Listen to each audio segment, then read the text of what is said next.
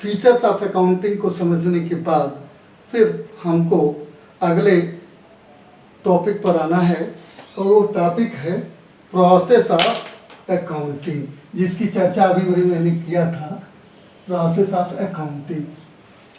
अब ये process of accounting जिसको हम एक दूसरा नाम भी देते हैं और वो क्या है, अकाउंटिंग साइकिल। अर्थात आपके क्वेश्चन में कभी अकाउंटिंग साइकिल पूछा जा सकता है या प्रोसेस ऑफ अकाउंटिंग के नाम से पूछा जा सकता है, दोनों का आंसर सेम रहेगा। अकाउंटिंग साइकिल या प्रोसेस ऑफ अकाउंटिंग, जैसा कि नाम से स्पष्ट है कि अकाउंटिंग का कार्य जो स्टेप टू स्टेप हम एक अकाउंटिंग ईयर में, अब एक अकाउंटिंग ईयर की बात करते हैं तो ये 1 जनवरी से 31 दिसंबर भी हो सकता है किसी बिजनेसमैन के लिए, और किसी दूसरे बिजनेसमैन के लिए ये 1 अप्रैल से 31 मार्च, जिसको फाइनेंशियल ईयर के नाम से जानते हैं, वो भी हो सकता है। या कोई व्यक्ति अपना पूरा अकाउंट 6 महीने में ही क्लोज करता है तो 6 महीने का पीरियड भी हो सकता है, लेकिन जनरली जो अकाउंटिंग पीरियड होता है किसी बिजनेसमैन के लिए वो 12 मंथ का होता है। वो 1 अप्रैल से 31 मार्च भी हो सकता है और कैलेंडर ईयर अर्थात 1 जनवरी से 31 दिसंबर भी हो सकता है। तो एक अकाउंटिंग ईयर में पूरे बिजनेस के ट्रांजैक्शंस को रिकॉर्ड करना, यानी इसमें 3 क्रियाएं आती हैं, ध्यान देंगे, अभी मैंने बताया भी था, रिकॉर्डिंग ऑफ द ट्रांजैक्शन, और फिर ट्रांजैक्शंस को रिकॉर्ड करने के बाद फिर उनको हम रिकॉर्डिंग किस में करते हैं, जर्नल में करते हैं या अदर सब्सिडियरी बुक्स में करते हैं। तो ट्रांजैक्शंस को रिकॉर्ड करने के बाद फिर उनको लेजर में क्लासिफाई किया जाता है, डिफरेंट अकाउंट को अलग अलग लिखा जाता है, जिसको क्लासिफाइंग कहते हैं, क्लासिफिकेशन के नाम से जानते हैं, जिसमें जितने भी आपके जर्नल में या सब्सिडियरी बुक में अकाउंट ओपन किए गए होंगे सबको सेपरेटली अलग अलग अकाउंट ओपन करेंगे और उसमें उसके ट्रांजैक्शन जो रिलेटेड है उसको लिखे जाएंगे। तो पहला काम रिकॉर्डिंग का है, दूसरा काम क्लासिफिकेशन का है, यानी क्लासिफाइंग है, जिसमें डिफरेंट लेजर जो आपके पूरे वर्ष के ट्रांजैक्शंस में अफेक्टेड हुए उनको आप वो लेते हैं और बैलेंस पता करने के काम करते हैं, और बैलेंस पता करने का काम समराइजिंग में आता है। इस प्रकार से अकाउंटिंग साइकिल में ये तीनों एक्टिविटीज इन्वॉल्व होती हैं, recording of the transaction, classifying of the transaction और समराइजिंग ऑफ द ट्रांजैक्शन।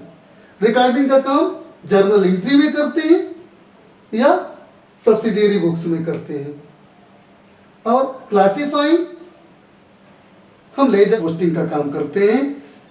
जो भी अकाउंट अपने जर्नल में या सब्सिडियरी बुक में आए हैं उनको हम क्या करते हैं, लेजर ओपन करते हैं और रिकॉर्ड करते हैं। फिर प्रत्येक अकाउंट के बैलेंसेस को जानने के लिए समराइजिंग का काम हम करते हैं, जिसमें हम बैलेंसेस पता करते हैं। बैलेंसेस पता करने के बाद फिर उसका ट्रायल बैलेंस बनाते हैं। फिर आगे का काम ट्रेडिंग, पीएल और बैलेंस शीट बनाने का काम करते हैं। तो इस प्रकार से आप देख सकते हैं कि एक अकाउंटिंग साइकिल कब पूरी होती है, जो एक अकाउंटिंग ईयर में पूरी होती है। अर्थात सबसे पहले ट्रांजैक्शन, आइडेंटिफाइंग द ट्रांजैक्शन, और आइडेंटिफाइंग द ट्रांजैक्शन के बाद उसको रिकॉर्डिंग करने का काम, जिसको हम जर्नल में करते हैं, या जर्नल में न करते हुए ये काम अगर हम अकेले, छोटा बिजनेस है तो जर्नल से काम चल जाता है, कम ट्रांजैक्शन है तो जर्नल से काम चल जाता है, लेकिन अगर बड़ा व्यवसाय है तो उस समय एक अकेले जर्नल से काम नहीं चलेगा, क्योंकि किसी बिजनेसमैन के एक एक दिन में हजारों हजार ट्रांजैक्शन हो रहे हैं, तो फिर एक अकेले जर्नल में लिखना बड़ा मुश्किल का काम हो जाता है। इसलिए अब इसके लिए बुक्स ऑफ ओरिजिनल एंट्री का सहारा लेते हैं। तो क्या करते हैं, ये जो डिफरेंट बुक्स आपको बताई गई हैं, जिसमें cash book, purchase book, sales book, purchase return book, sales return book, bills receivable book और बिल्स पेबल बुक, और अंत में जर्नल प्राप्त। यहाँ ध्यान देने की जरूरत है, जैसे कैश से रिलेटेड ट्रांजैक्शन किसी बिजनेस का होगा जिसमें कैश इफेक्टेड होगी, उसको हम किस में लिखेंगे, कैश बुक में लिखेंगे। आगे चल करके हम आपको यह भी बताएंगे कि बैंक रेगुलेटेड ट्रांजैक्शन भी इसी कैश बुक में ही लिखे जाते हैं। कैश बुक में ही एक अलग से कॉलम हम बैंक का भी बनाते हैं। तो कैश रिलेटेड या bank related transaction cash book में, फिर जितनी हम क्रेडिट परचेज से रिलेटेड है वो क्या करते हैं, परचेज बुक में लिखते हैं। यहाँ ध्यान देने की जरूरत है, अगर हमने सामान को नगद खरीदा है, कैश में परचेज किया है, तो उसको परचेज बुक में नहीं लिखेंगे, उसको किस में लिखेंगे, क्योंकि वो कैश रिलेटेड है, कैश उसमें इन्वॉल्व है, इसको उसको क्या करेंगे, कैश बुक में ही आएगा। यहाँ परचेज बुक में केवल और केवल क्रेडिट परचेज, अर्थात वो सामान जो तुमने उधार खरीदा है, आपने उधार खरीदा है, उसी को लिखा जाएगा। इसी प्रकार से उधार बेचे हुए सामान को इसमें लिखेंगे, नगद बेचे हुए सामान को नहीं। नगद बेचे हुए सामान को कहाँ लिखेंगे, तो आपको बताया गया है कि कैश बुक में, क्योंकि उसमें कैश इन्वॉल्व हो गई, कैश आपके पास से पास आई होगी जब सेल्स आपने किया होगा। तो क्रेडिट सेल्स सेल्स बुक में, क्रेडिट परचेज परचेज बुक में, और ऑल कैश रिलेटेड आइटम, चाहे वो कैश सेल्स हो, चाहे वो कैश परचेज हो, या बिल्डिंग खरीदी गई हो, मशीनरी खरीदी गई हो, जो भी कैश से रिलेटेड ट्रांजेक्शन होंगे, सैलरी पे किया गया होगा, इंटरेस्ट मिला होगा, वो सब के सब कैश बुक में आएंगे। लेकिन cash book, purchase book, sales book के बाद अब वो जो सामान आपने खरीदा है, क्रेडिट में परचेज किया है, उसको आपको रिटर्न करने की भी जरूरत पड़ती है कभी कभी। तो जितने रिटर्न्स हैं उसको आप किस में लिखेंगे, परचेज रिटर्न बुक में लिखेंगे। इसके अलावा जो सामान आपने क्रेडिट सेल किया है, अर्थात किसी पार्टी को आपने क्रेडिट में सेल किया है, वो व्यक्ति सामान के किसी कमी के कारण या जो भी डिफेक्शन होगा उसके नाते वो रिटर्न कर रहा है, तो उसको सेल्स रिटर्न बुक में लिखेंगे। इसी प्रकार से बिल्स रिसीवेबल बुक है। बिल्स रिसीवेबल बुक वो बुक है जब आप किसी को सामान उधार बेचते हैं, तो वो व्यक्ति आपका डेटर कहलाता है। अब डेटर अगर पैसा नहीं देता है तो एक डॉक्यूमेंट वो आपको एक्सेप्ट करके दे देता है, जिसको हम क्या बोलते हैं, बिल्स रिसीवेबल के नाम से जानते हैं। ये आपको आपके डेटर से प्राप्त होता है। आपके लिए वो स्वीकृत हुआ पत्र जो उसने स्वीकृत किया है वो बिल्स रिसीवेबल के नाम से जाना जाता है। तो बिल्स रिसीवेबल जितने हैं, बीआर बोलते हैं शॉर्ट में, उसको आप लिखेंगे। इसके लिए भी अलग एक बुक बनाते हैं। और साथ में अगर आप कोई बिल्स पेबल, जैसे आपने किसी से उधार सामान खरीदा होगा तो आप उसके क्या हुए, डेटर हुए, अर्थात वो आपका क्रेडिटर हुआ। तो अपने क्रेडिटर को भी आप ठीक उसी प्रकार से, जैसे आपने सामान उधार बेचा था तो उस व्यक्ति ने बिल स्वीकार करके आपके पास भेजा था, आपके लिए बिल्स रिसीवेबल था, उसके लिए बिल्स पेबल है। इसी प्रकार से जो सामान आपने उधार खरीदा है तो वो जो आपका सप्लायर है, क्रेडिटर है, वो एक बिल पर लिखता है कि आप उसको स्वीकृति करें, और आप स्वीकृत करते हैं तो आपके लिए वो बिल्स पेबल कहलाता है। तो बिल्स रिसीवेबल और बिल्स पेबल के लिए भी अलग से पुस्तकें बनती हैं। ध्यान देने की बात है। आपने सारे ट्रांजैक्शन लिख लिए, ध्यान है कि आपने कैश रिलेटेड ट्रांजैक्शन जितने भी कैश रिलेटेड हैं, चाहे वो कैश सेल का हो, चाहे कैश परचेज का हो, चाहे बिल्डिंग कैश में खरीदी गई हो, सैलरी दिया गया हो कैश में, जो भी कैश जहाँ भी इफेक्टेड होगी, जहाँ भी बैंक ट्रांजैक्शन इफेक्टेड होगा वो कैश बुक में आ जाएगा। जितने भी क्रेडिट परचेज हैं क्रेडिट परचेज में आ जाएंगे, जितने भी सेल्स हैं वो सेल्स बुक में आ जाएंगे। ऐसे ही ये सब क्रेडिट सेल्स के हैं बात हो रही है और क्रेडिट परचेज की बात हो रही है। इसी प्रकार से परचेज रिटर्न और सेल्स रिटर्न क्रेडिट से संबंधित, और बिल्स रिसीवेबल और बिल्स पेबल। लेकिन कुछ ऐसे भी ट्रांजैक्शन हो सकते हैं जो इन सातों में ना आए, उनको कहाँ लिखेंगे? उनको लिखने के लिए आपको जर्नल प्रॉपर में जाना पड़ेगा, जर्नल प्रॉपर में रिकॉर्ड करेंगे। तो अब ऐसे ट्रांजैक्शन कौन से हैं? सपोज करिए आपकी मशीनरी है, फर्नीचर है, उस पर डिप्रिसिएशन लगाना है। अब ये तो कैश से रिलेटेड नहीं है, परचेज से रिलेटेड नहीं है, सेल से रिलेटेड नहीं है, बीआरबीपी से भी रिलेटेड नहीं है। इसमें डिप्रिसिएशन चार्ज करना है पर्टिकुलर असेट्स पर, मशीनरी पर, फर्नीचर पर। तो ऐसे ट्रांजैक्शंस को, या कोई एडजस्टमेंट वाला ट्रांजैक्शन है जिसको करना है, जर्नल एंट्री करनी है, तो उसको आप किस में लिखेंगे? जर्नल प्रॉपर में लिखेंगे।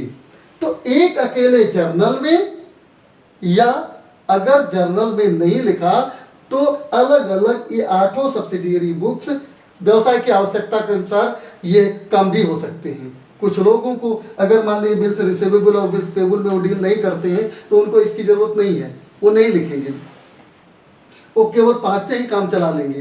तो व्यवसाय की आवश्यकता अनुसार इनको 8 से कम भी कर सकते हैं, लेकिन 8 अंतिम है, 8 से ज़्यादा करने की जरूरत नहीं पड़ती है। तो एक अकेले जर्नल में ट्रांजैक्शन को लिखना, या जर्नल में न लिखते हुए बुक्स ऑफ ओरिजिनल एंट्री, ये cash book, purchase, sales, purchase return, sales return, bills receivable और बिल्स पेएबल तथा जर्नल प्रॉपर में लिखना। आवश्यकता अनुसार कम की जरूरत है तो कम में ही लिखना का काम, ये रिकॉर्डिंग का काम है। अब इसके बाद फिर अगला काम क्या है? क्लासिफाइंग, जो लेजर में किया जाएगा। तो जर्नल से भी लेजर में आ सकते हैं, यानी रिकॉर्डिंग जर्नल भी, जर्नल का काम जर्नल में एंट्री रिकॉर्ड करते हैं, या जर्नल में ना करते हुए इन सारी बुक्स में रिकॉर्ड करेंगे, लेकिन दोनों ही रिकॉर्डिंग कहलाएगा। उसके बाद आपको लेजर पोस्टिंग, यानी ट्रांजैक्शन को जर्नल में रिकॉर्ड करना या लेजर पोस्टिंग करना, या ट्रांजैक्शन को इन सारी बुक्स में जितनी आवश्यकता है उसके अनुसार रिकॉर्ड करना और फिर लेजर पोस्टिंग करना। तो चाहे ऐसे आए, इधर चले आए, या इसको जो नहीं करके इन सारी बुक्स में रिकॉर्ड किया और फिर लेजर पोस्टिंग की गई। तो लेजर पोस्टिंग का काम क्या है? क्लासिफाइंग का है। फिर इसके बाद फिर आगे बात आती है समराइजिंग की। समराइजिंग जिसमें हम डिफरेंट अकाउंट्स का अलग अलग बैलेंस पता करते हुए एक ट्रायल बैलेंस बनाते हैं, और बिजनेस के रिजल्ट को जानने के लिए वर्ष के अंत में फिर हम बनाते हैं trading profit and loss, trading profit and loss account, trading account, profit and loss account, और एक काम इसी के साथ है बैलेंस शीट।